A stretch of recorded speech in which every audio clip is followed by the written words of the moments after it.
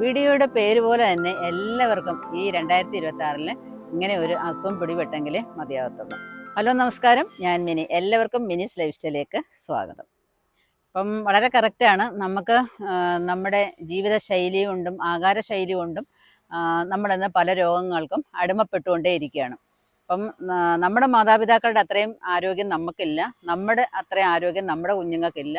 അപ്പം അതിനടുത്ത കുഞ്ഞുങ്ങൾക്കാണെങ്കിൽ ഒട്ടും ആരോഗ്യമില്ലാത്ത സംസ്കാരത്തിലോട്ടാണ് നമ്മൾ പൊയ്ക്കൊണ്ടിരിക്കുന്നത്. അപ്പോൾ നമ്മുടെ ആഹാരമൊക്കെ നമ്മൾ നല്ലതുപോലെ കെയർ ചെയ്തെങ്കിൽ മാത്രമേ നമ്മുടെ ആരോഗ്യം നമുക്ക് മെയിൻറ്റെയിൻ ചെയ്ത് കൊണ്ടുപോകാനായിട്ട് സാധിക്കത്തുള്ളൂ. അപ്പം അതിന് വേണ്ടിയിട്ട് നമ്മൾ തന്നെ കുറച്ച് കാര്യങ്ങൾ നമ്മുടെ ജീവിതത്തിൽ പ്രാവർത്തികമാക്കണം. അപ്പം അത് എന്തൊക്കെയാണെന്ന് ഉള്ളതാണ് ഇന്നത്തെ വീഡിയോ. അത് നമുക്ക് വീഡിയോയിലോട്ട് പോകാം. വീഡിയോയിലോട്ട് പോകുന്നതിന് മുമ്പായിട്ട് നിങ്ങൾ ആദ്യമായിട്ടാണ് മിനിസ് ലൈഫ് സ്റ്റൈൽ എന്ന ചാനൽ കാണുന്നുണ്ടെങ്കിൽ ഒന്ന് സബ്സ്ക്രൈബ് ചെയ്തിട്ട് കാണാനായിട്ട് ശ്രമിക്കുക. നിങ്ങൾക്ക് നല്ല നല്ല ടിപ്സുകളും ട്രിക്സുകളും ഒക്കെ അറിയാനായിട്ട് സാധിക്കും.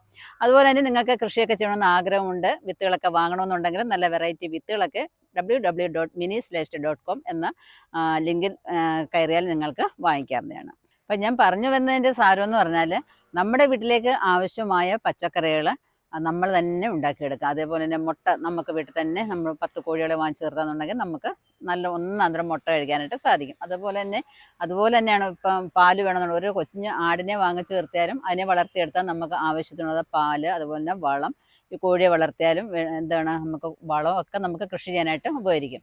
രാവിലെ എഴുന്നേറ്റിട്ട് കുടുംബമായിട്ട് എല്ലാവരും കൂടെ എഴുന്നേറ്റ് ഒരു അരമണിക്കൂർ, വൈകുന്നേരം ഒരു അരമണിക്കൂർ ചിലവാക്കാന്നുണ്ടെങ്കിൽ നമ്മുടെ വീട്ടിലേക്ക് ആവശ്യമായ പച്ചക്കറികളൊക്കെ നമുക്ക് വിളവെടുക്കാനായിട്ട് സാധിക്കും. ഇനി നമുക്ക് പറമ്പിലൂടെ പോയിട്ട് നമ്മുടെ ഓരോ കാഴ്ചകളും കണ്ടിട്ട് നമുക്ക് വർത്തമാനമൊക്കെ പറഞ്ഞിട്ട് വരാം. അപ്പം നമ്മുടെ പറമ്പിലോട്ടൊക്കെ നമ്മൾ വന്നിട്ട് നമ്മുടെ വീട്ടിലേക്ക് ആവശ്യമുള്ളതായ കുറച്ച് പച്ചമുളക് ഒരു 5 മൂട് നട്ടാലും മതി കേട്ടോ. ഇതാണ്ട് ബുള്ളറ്റ് മുളകാണേ. കാണാതിരിക്കുമ്പം വെയിലൊക്കെ ആയതുകൊണ്ട് കാണാൻ ഇച്ചിരി ബുദ്ധിമുട്ടായിരിക്കും. അപ്പം അത് നമുക്ക് നമ്മുടെ ഇന്നത്തെ ആവശ്യത്തിന് വേണ്ടിയിട്ട് കുറച്ച് വിളവെടുക്കാം. ഒരു 5 മൂട് മുളകെങ്കിലും നമ്മൾ നടാനായിട്ട് ശ്രമിക്കാം. നോക്കിയാൽ നല്ല ഒന്നാന്തരം മുളക് കണ്ടോ, അടിപൊളി മുളക്. ഇതിൻ്റെ തന്നെ പല മുളകിൻ്റെ തന്നെ 10-25 വെറൈറ്റികളുണ്ട് കേട്ടോ. അപ്പം ഇത് കണ്ട് ഞാൻ വെയിൽ കൊള്ളാതിരിക്കാനായിട്ട് മണ്ണൊക്കെ ഇട്ട് കൊടുത്ത് വളമൊക്കെ ഇട്ട് കൊടുത്തതിന് ശേഷം കുറച്ച് കരിയിലയും കൂടെ, ഭയങ്കര ചൂടാണല്ലോ ഇവിടെ ആണെങ്കിൽ, ഇപ്പം വെള്ളത്തിന് നല്ല ക്ഷാമമായിട്ടുണ്ട്. അപ്പം അതുകൊണ്ട് കരിയിലയും കൂടി ഇട്ട് കൊടുത്തിരിക്കുകയാണ്. അപ്പം നമ്മൾ കൊടുക്കുന്ന വെള്ളമൊക്കെ കുറച്ച് ഈർപ്പമൊക്കെ കുറച്ച് നേരം അതിൻ്റെ ചുവട്ടിൽ നിന്നോളും. ഇനി അടുത്ത നമുക്ക് ഓരോ കൃഷികളും ഞാനിങ്ങനെ കുറേശ്ശെ നട്ടിട്ടുള്ളൂ, ഒരുപാടൊന്നും നട്ടിട്ടില്ല. ഇനി കുറച്ച് അമരക്കയൊക്കെ നട്ടിട്ടുണ്ട്. ഇതൊക്കെ കണ്ടില്ലേ, നമ്മൾ ഓരോ മാസവും നട്ടുപിടിപ്പിക്കുന്നതായ പച്ചക്കറികളാണ്. ഇത് സാമ്പാർ അമരയാണ്. ഇഷ്ടംപോലെ പിടിച്ചിട്ടുണ്ടായിരുന്നു. അതിൻ്റെ കമ്പ് കണ്ട് അതിന് വളഞ്ഞ് നിൽക്കുകയാണ്. അപ്പം നമ്മൾ കമ്പേ കെട്ടിയാലും അത് അതിൻ്റെ ഒരു ഭാഗം വെച്ച് താഴോട്ട് വരും, കാറ്റൊക്കെ അടിക്കുമ്പോഴത്തേക്ക് ഒരുപാട് പൊക്കമൊക്കെ വയ്ക്കും ചില സീസണിൽ.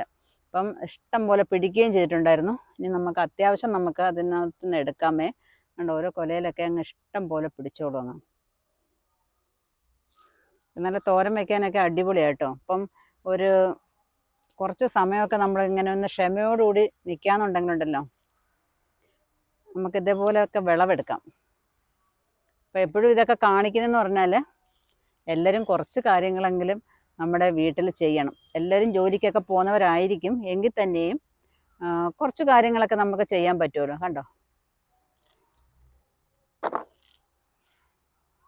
പിന്നെന്ന് പറഞ്ഞാൽ ഇനി നമ്മുടെ കുഞ്ഞുങ്ങളെയൊക്കെ കൂടുതൽ ഇതിനകത്തോട്ട് നമ്മൾ ഇൻവോൾവ് ചെയ്യിക്കണം.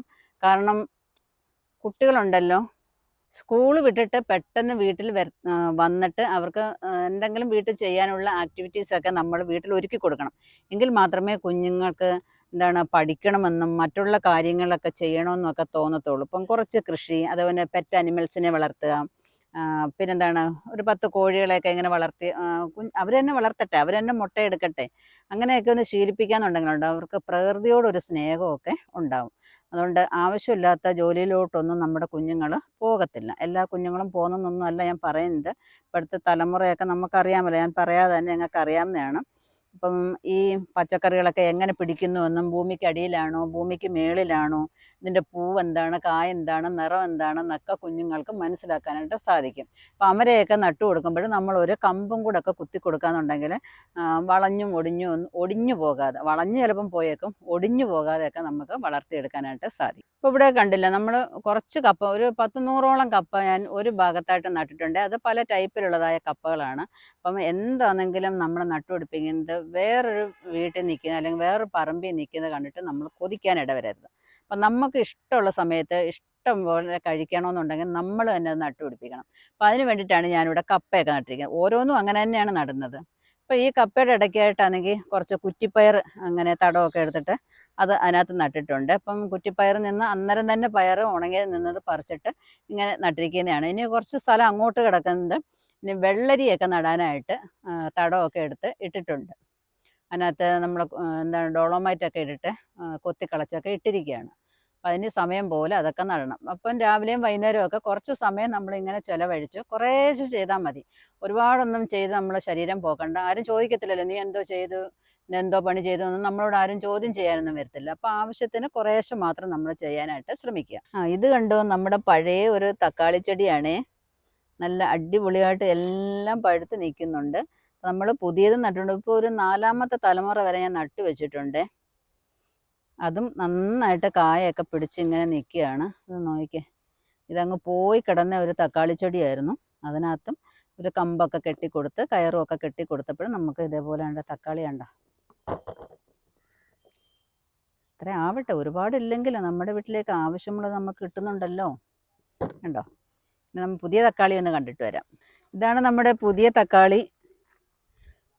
കഴിഞ്ഞ വീഡിയോയിലും കാണിച്ചിട്ടുണ്ടായിരുന്നല്ലോ നമ്മുടെ തക്കാളി, ഇഷ്ടംപോലെ തക്കാളിയൊക്കെ പിടിച്ചതും അതേപോലെ അതിനകത്ത് കൊടുത്ത ഒരു സ്ലറിയും ഒക്കെ കാണിച്ചിട്ടുണ്ടായിരുന്നു. അതിനകത്ത് മണ്ണടിപ്പിക്കുന്നതൊക്കെ കാണിച്ചിട്ടുണ്ടായിരുന്നു. നിങ്ങളൊക്കെ കണ്ടു കാണുമെന്ന് വിചാരിക്കുന്നു. അപ്പം അതുപോലെയൊക്കെ തക്കാളി കൃഷി ചെയ്യാനായിട്ട് ശ്രമിക്കുക. ഇതും വിളയാനൊക്കെ തുടങ്ങിയിട്ടുണ്ട്. ഇതെന്ന് പറഞ്ഞാലേ നമ്മുടെ ചെറുത്തക്കാളിയാണ്. ഇത് കണ്ടോ, കുഞ്ഞു തക്കാളി കൊലയായിട്ട് പിടിക്കുന്നുണ്ടോ, ചെറുത്തക്കാളി. ഇത് വലിയ കറികൾക്കൊന്നും ഇടാനൊന്നുമല്ല, നമുക്ക് പറമ്പിലോട്ടൊക്കെ വരുമ്പോൾ ഇങ്ങനെ പറിച്ച് കഴിക്കാം. കണ്ടോ, കുഞ്ഞിതാണ് കണ്ടോ, വിരിഞ്ഞു വരുന്നതേ ഉള്ളൂ അത്.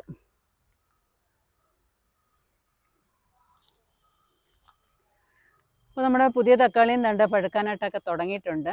അപ്പം കുറേ നാൾ കഴിഞ്ഞാലേ നമ്മുടെ തക്കാളി പഴുത്ത് തുടങ്ങത്തുള്ളൂ. പഴുത്ത് തുടങ്ങിക്കഴിഞ്ഞാൽ പിന്നെ പെട്ടെന്ന് ചെടുപടേന്നങ്ങ് കായൊക്കെ അങ്ങ് ഉണ്ടായിക്കോളും. അപ്പോൾ ഇതിനകത്ത് വാടി നിൽക്കുന്ന ഇലകളൊക്കെ ഉണ്ടെങ്കിലും താഴെ അടിഭാഗത്തുള്ള ഇലകളൊക്കെ നമ്മൾ കട്ട് ചെയ്ത് മാറ്റുക. അങ്ങോട്ട് കുറച്ച് നട്ടിട്ടുണ്ട്, ഒരു 10-13 മൂടി അവിടെ നട്ടിട്ടുണ്ട് കേട്ടോ.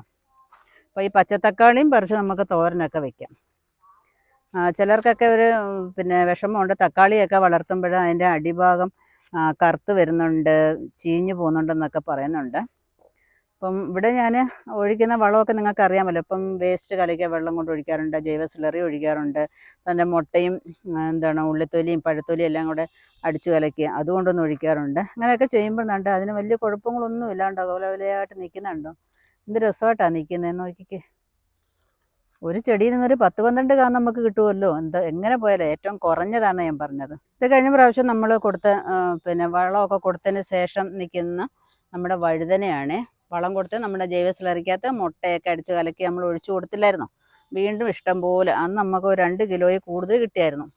വീണ്ടും ഇഷ്ടം പോലെ അങ്ങ് നിൽപ്പുണ്ടേ. എത്ര പെട്ടെന്ന് കായായെന്നുണ്ടോ, എന്നെല്ലാം പറിച്ചായിരുന്നു. നോക്കിക്കോ, നല്ല മുട്ടൻ കായായിട്ടുണ്ട് വീണ്ടും.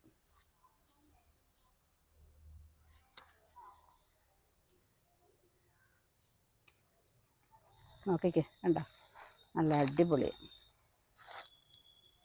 നമുക്ക് കിട്ടുന്നതൊക്കെ പാത്രത്തിൽ കൊണ്ടുവന്ന് ഇടാം. ഇപ്പോൾ ഉണ്ട് ഇവിടെ എല്ലാം ഇങ്ങനെ നിൽക്കുക. ഇവിടെ ഒരു 10-12 ഒന്നുമില്ല, ചെടി 10 എണ്ണം വരെയൊക്കെ കാണും കേട്ടോ.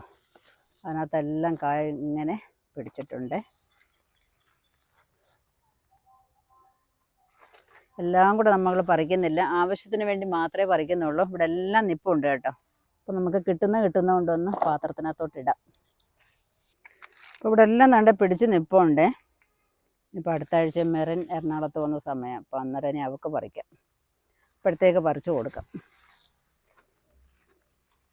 ഇവിടെ എല്ലാം നിപ്പുണ്ട് കണ്ടോ, ഇതെല്ലാം ഇങ്ങനെ നിപ്പുണ്ട്. എപ്പം വന്ന് നോക്കിയാലും നമുക്ക് കിട്ടും കേട്ടോ. അപ്പം ഞാനിവിടെ കുറച്ച് ചെമ്പട്ട് ചീരയാണ് നട്ടിരിക്കുന്നത്. ചെമ്പട്ട് ചീര എല്ലാം പാകി വെച്ചതിന് ശേഷം ഒരു 4 5 പരുവമൊക്കെ ആകുമ്പോഴത്തേക്ക് നമ്മൾ പറിച്ച് നടും. ഒരു 10 ഗ്രോ ബാഗിനകത്ത് നട്ടാൽ നമുക്ക് ഒരു പിന്നെ എന്താണ് ആഴ്ച 2 ദിവസം എടുക്കണമെന്നുണ്ടെങ്കിൽ ഓരോ ഗ്രോ ബാഗിൽ നമുക്ക് എടുത്താൽ മതിയല്ലോ. എന്നിട്ട് നമ്മൾ ആ പാകി വെച്ചേക്കുന്നത് വലുത് വലുത് നോക്കി നമ്മൾ വീണ്ടും ആ ഗ്രോ ബാഗിനകത്തോട്ട് നമ്മൾ നട്ടു കൊടുക്കുകയെന്നുണ്ടെങ്കിൽ എപ്പോഴും നമുക്കിങ്ങനെ ചീര വിളവെടുത്തുകൊണ്ടിരിക്കാനായിട്ട് സാധിക്കും. ഇപ്പം നല്ല ഒന്നാന്തരം നല്ല റെഡ് കളർ ചെമ്പട്ട് ചീരയാണ് ഇവിടെ നട്ടിരിക്കുന്നത്. പിന്നെ തൊട്ടപ്പുറത്തെ ബാഗിനകത്തോട്ട് നമ്മുടെ എന്താണ് തലമുറയായിട്ട് നമ്മൾ മുളക് നടുന്നുണ്ട്. പിന്നെ വിത്തുകളെല്ലാം ഞാൻ ഓരോ വിത്തുകളും വരുന്നത് വാങ്ങിച്ച് നടാറുണ്ട്. അപ്പം നമ്മളിങ്ങനെ ഓരോന്നും ഇങ്ങനെ പാകി വെക്കാന്നുണ്ടെങ്കിൽ നമ്മൾ ഒഴിഞ്ഞിരിക്കുന്ന ബാഗിനകത്തോട്ടൊക്കെ നമുക്ക് ഓരോന്ന് നടാനായിട്ട് സാധിക്കും. നമ്മുടെ മയിൽപ്പീലി ചീരയാണ്, നല്ല സൂപ്പറായിട്ട് വരുന്നുണ്ട്. ഇത് ഗ്രീൻ ചീര. ഇവിടെ എല്ലാം പലതരത്തിലുള്ള മുളക്, വഴുതന, ഇവിടെയൊക്കെ വഴുതന നട്ട് വെച്ചിരിക്കുക. അപ്പോൾ നമുക്ക് നമ്മുടെ ഗ്രോ ബാഗുകളൊക്കെ ഒഴിയുമ്പോൾ നമുക്ക് അതിനകത്തോട്ട് ഓരോന്ന് പറിച്ച് നടാം. ഇതാണ്ട് നമ്മുടെ ഗ്രീൻ ചീര കിളിച്ച് വന്നതാണ്. ഒറ്റ മൂടാണിത്. നോക്കിക്കേ, ക്രിസ്മസ് ട്രീ നിൽക്കുന്ന മാതിരി അങ്ങ് നിൽക്കുവാണ്. അപ്പോൾ എത്ര പ്രാവശ്യം ഇതിനകത്തുനിന്ന് ഞാൻ വിളവെടുത്തെന്ന് അതുകൊണ്ട് മണ്ട വരെ കട്ട് ചെയ്തിട്ട് പിന്നെയും കിളിച്ച് വരുന്നതാണ് ഇഷ്ടംപോലെ ഇലകൾ കണ്ട. അപ്പോൾ അത് നമ്മൾ വീണ്ടും കുറച്ച് മാറ്റി ഇങ്ങനെ കട്ട് ചെയ്യുമ്പോഴത്തേക്ക് നമുക്ക് ആവശ്യത്തിനുള്ള ചീരയും ആവും. കണ്ടോ, അങ്ങനെ അങ്ങോട്ട് കട്ട് ചെയ്ത് എടുക്കാം. ഒരു 5-6 തണ്ടുണ്ടെങ്കിൽ തന്നെ നമുക്ക് ഇലത്തോരൻ ഇഷ്ടം പോലെ ആയിട്ടുണ്ട്. ഇവിടെ എവിടെ നോക്കിയാലും ഈ ചീര നിൽപ്പുണ്ട് കേട്ടോ. പച്ചച്ചീര എവിടെ നോക്കിയാലും ഉണ്ട്. ഇനി ഇങ്ങനെ നിർത്തിയിരുന്നാൽ മതി. ഒരു 3-4 ദിവസം കഴിയുമ്പോഴത്തേക്ക് ഇതിനകത്ത് ഇഷ്ടം പോലെ തളിർപ്പുകൾ വന്നോളും. ഇതാണ് നമ്മുടെ പഴയ വഴുതന പോയി കിടന്ന വീണ്ടും ആയി വരും കേട്ടോ. നിൽക്കുന്നുണ്ടോ, വീണ്ടും വരുന്നുണ്ട്. അപ്പം നല്ല വേനൽക്കാലമാണ്. വെള്ളത്തിനൊക്കെ വളരെ ഷോർട്ടേജും ഒക്കെ ഉള്ള കാലമാണ്. ഇപ്പം നമ്മുടെ പച്ചക്കറികളുടെയൊക്കെ ചുവട്ടിലും അതുപോലെ തന്നെ നമ്മുടെ ഫ്രൂട്ട്സ് മരങ്ങളുടെയൊക്കെ ചുവട്ടിലും നമുക്ക് കിട്ടുന്ന കരിയിലകൾ എന്തെങ്കിലും നമുക്ക് തണൽ കൊടുക്കാൻ പറ്റുന്ന എന്തെങ്കിലും ഉണ്ടെങ്കിൽ അങ്ങനെ ഇട്ട് കൊടുക്കുക. എന്നിട്ട് നമ്മൾ വെള്ളം ഒഴിക്കുക എന്നുണ്ടെങ്കിൽ അവർക്ക് നല്ലൊരു സുഖമായിരിക്കും കേട്ടോ. ഒരു പുതപ്പ് മൂടി കിടക്കുന്ന ഒരു അനുഭവം അവർക്ക് കിട്ടും. അപ്പം ഞാനിവിടെ കുറച്ച് മരങ്ങളൊക്കെ വെട്ടി അതിൻ്റെ കരിയിലയൊക്കെ എൻ്റെ ചുവട്ടിൽ കൊണ്ടിട്ട് കൊടുത്തിരിക്കുകയാണ്. അപ്പം നമുക്ക് കുറച്ച് സമയം നമുക്ക് നമ്മുടെ കിച്ചണിലെ ജോലിയൊക്കെ കഴിഞ്ഞ് കിട്ടുന്നതായ കുറച്ച് സമയമൊക്കെ ഇവരുടെ അടുത്തൊക്കെ ചിലവഴിക്കാന്നുണ്ടെങ്കിൽ നമുക്ക് കൈ നിറച്ച് നമുക്ക് പച്ചക്കറിയും കിട്ടും. അവർക്കും ഒരു സന്തോഷം, നമുക്കും ഒരു സന്തോഷം. ഇനിയും കുറച്ച് കാര്യങ്ങളും കൂടെ ഒക്കെ നട്ടിട്ടുണ്ട് കേട്ടോ. ഇവിടെ ആണെങ്കിൽ കുറച്ച് നമ്മുടെ കോളിഫ്ലവർ, ക്യാബേജ് ഒക്കെ ഇങ്ങനെ ആയിക്കൊണ്ടേ ഇരിക്കുകയാണ്. അപ്പം ഇനിയും എന്തായാലും വിത്തുകളിട്ട് നിങ്ങൾക്കൊന്ന് നട്ടുപിടിപ്പിക്കാൻ സാധിക്കത്തില്ല. കാരണം നല്ല തണുപ്പുള്ള സ്ഥലത്താണെന്നുണ്ടെങ്കിൽ വിത്തുകളൊക്കെ ഇട്ട് കിളിപ്പിക്കാൻ കുഴപ്പമില്ല. അപ്പം നമ്മുടെ ഈ നല്ല ചൂടുള്ള സ്ഥലത്തൊക്കെ ഇനി വിത്തുകളിട്ടാൽ കിളിക്കാൻ ബുദ്ധിമുട്ടാണ്. തൈകൾ കിട്ടുമെന്നുണ്ടെങ്കിൽ വാങ്ങിച്ചു വെക്കാം. നമുക്ക് ഒരു മാർച്ച് വരെയൊക്കെ നമുക്കതിൽ നിന്ന് വിളവെടുക്കാനായിട്ട് സാധിക്കും. പിന്നെയെന്ന് പറഞ്ഞാൽ അതിനകത്ത് തണുത്ത വെള്ളമൊക്കെ കൊണ്ടുവന്ന് ഒഴിക്കേണ്ടി വരും. അപ്പോൾ നമുക്ക് തോരനൊക്കെ ആയി മെഴുക്കുവരട്ടി ആയി എന്നെങ്കിൽ ഒരു ഒഴിച്ചുകറിയും കൂടെ വയ്ക്കാനായിട്ട് ഒരു ഓമയ്ക്ക നമുക്ക് പിച്ചുവാന്നുണ്ടെങ്കിൽ പയറും ഓമയ്ക്കയും കൂടി ഇട്ട് നമുക്ക് കറി വയ്ക്കാം. അപ്പം ഇത് 2-3 ഒക്കെ ഇങ്ങനെ പഴുക്കാനായിട്ട് നിൽക്കട്ടെ. ഒരു കപ്പയ്ക്ക നമുക്ക് കഴിക്കാവുന്ന രീതിയിലുള്ള നമുക്ക് എടുത്താൽ മതിയല്ലോ. പയറും കൂടി ഇട്ടിട്ടേ നന്നായിട്ട് കറി വയ്ക്കാം. ഇതിപ്പോൾ ഞാൻ എല്ലാ ദിവസവും എനിക്ക് പറമ്പിലോട്ട് വന്നാൽ അന്നന്ന് വേണ്ടതായ കറിക്കുള്ളതായ സാധനങ്ങളൊക്കെ എനിക്ക് കിട്ടാറുണ്ട്. കാരണം ഞാൻ അങ്ങനെയാണ് അവരെ ശ്രദ്ധിക്കുന്നത്. എങ്കിൽ മാത്രമേ നമുക്ക് കിട്ടത്തുള്ളൂ കേട്ടോ. അപ്പോൾ അല്ലാതെ നമ്മൾ വീടിനകത്ത് ഇരുന്നിട്ട് എനിക്ക് പച്ചക്കറികളൊക്കെ വേണം, ഞാൻ വിത്തിട്ടിട്ടുണ്ട് എന്ന് പറഞ്ഞിട്ട് കാര്യമില്ല.